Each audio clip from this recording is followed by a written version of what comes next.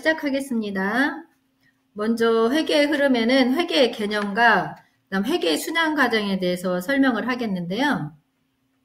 우리가 보통 이제 회계의 개념 하면 회계의 뜻에 대해서 정의를 알아야 되는데, 회계는 회계 정보 이용자가 합리적인 의사 결정을 할 수 있도록 기업의 경제적 활동에 관한 유용한 정보를 기록하고 측정하여 전달하는 과정을 우리가 회계라고 하는데요. 그럼 이 회계 정보 이용자가 누가 있냐면, 이 회사에 이해관계가 얽혀 있는 사람들을 우리가 이제 회계 정보 이용자라고 하는데요. 보통 이제 회사에 주주도 있을 것이고, 그 다음 채권자나 경영자나, 그 다음 종업원 등을 우리가 회계 정보 이용자라고 하고요. 그 다음은 기업에서 이제 대출을 받았을 경우에는 금융기관도 이제 회계 정보 이용자가 될 수 있고요. 그다음 정보기관도 이제 회계 정보 이용자가 될 수 있는데, 이런 회계 정보 이용자는 그 회사에 대한 경제적 판단을 하기 위해서 이제 도움을 주는 것을 우리가 회계라고 하는데요.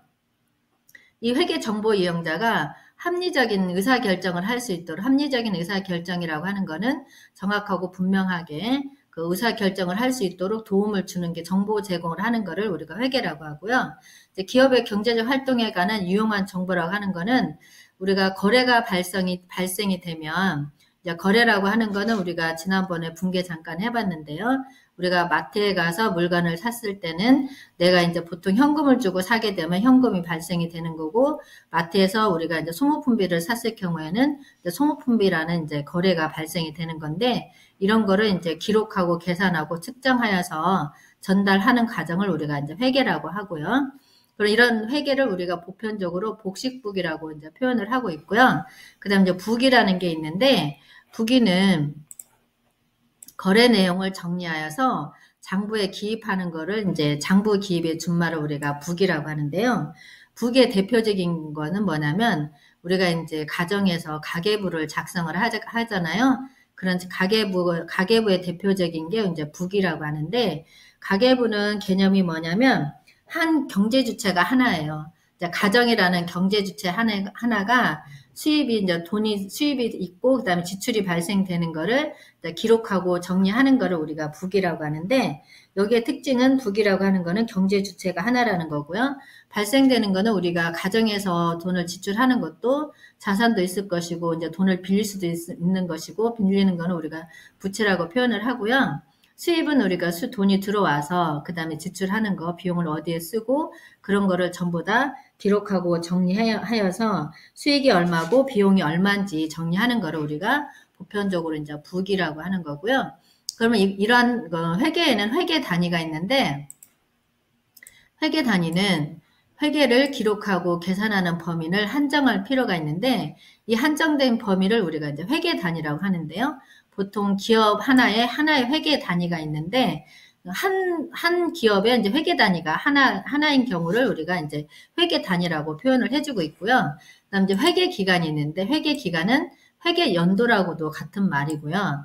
기업이 일정한 기간 동안 재무 상태와 경영 성과를 계산하기 위해서 정해놓은 기간을 우리가 이제 회계 기간이라고 하는데, 보편적으로 우리가 회계 기간을 이제 1년으로 이제 회계 기간으로 보고 있고요. 일정한 기간의 재무 상태라고 하는 거는 우리가 1년 동안 거래하면서 재무 상태라고 하는 거는 우리가 자산이라든지 부채라든지 자본. 그러니까 내가 뭐 내 재산이라고 하는 거는 보통 예금도 재산이 될 수 있고, 그다음 정기적금도 재산이 될 수 있고, 아니면 토지라든지 건물이라든지 차량을 구입했다든지 비품을 샀다든지 그런 기간 동안에 이제 재무 상태를 말하는 거고요. 경영 성과라고 하는 거는 수익과 지출이 이제 이익이 얼마 났는지 그거를 계산하는 거를 우리가 이제 경영 성과라고 하는데, 이런 거를 계산하기 위해서 정해놓은 기간을 1년을 1회계 기간이라고 하는데요. 보통 회계 기간은 1월 1일에서 12월 31일을 1회계 기간이라고 하는데요. 1회계 기간은 개인 사업자는 회계 기간이 하나밖에 없어요. 1회계 기간. 그러니까 1월 1일부터 12월 31일까지를 개인 사업자는 1회계 기간이 하나만 있고요. 법인 사업자는 사업 개시일, 사업 종료일이 언제냐에 따라서 이제 1년 동안의 단위를 3월 말, 6월 말, 9월 말 본인이 원하는 기간에 이제 회계 기간을 정할 수 있고요. 만약에 개업일이 2021년도 3월 1일이다. 3월 1일이면 이 회사의 2021년도 회계 기간은 언제부터냐면 2021년 개업일로부터 2021년 3월 1일부터 2021년 12월 31일까지 회계기간이라고 하고요. 만약에 개업일이 2020년도 5월 6일이다. 5월 6일인 경우 2021년도 회계기간,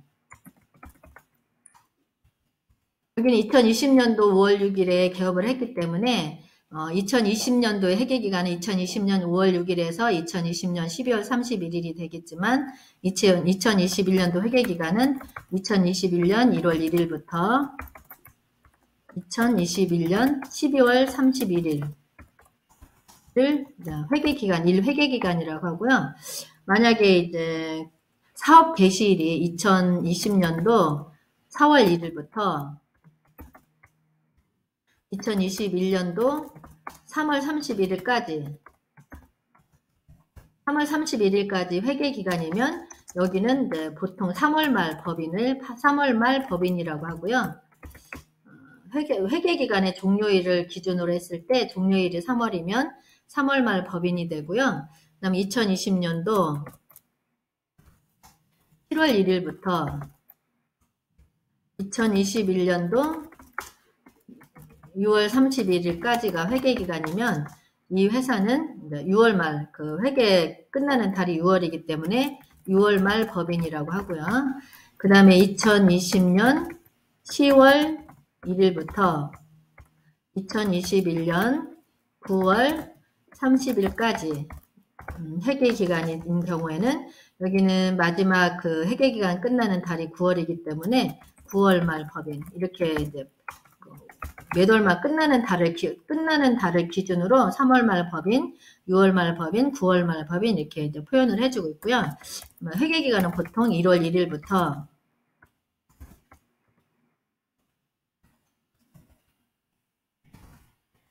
12월 31일까지가 일반적인 법인인데요. 우리가 보편적인 법인은 이런 12월 달에 끝나는 법인이 12월 말 법인이거든요. 근데 대부분 법인은 12월 말 법인이고요. 그 외적으로 본인들의 이제 회사의 특성상 필요에 의해서 3월 말, 6월 말, 9월 말 마지막 달을 기준으로 회계 기간을 설정할 수 있다는 거고요. 그 다음에 이제 회계의 순환 과정이 있는데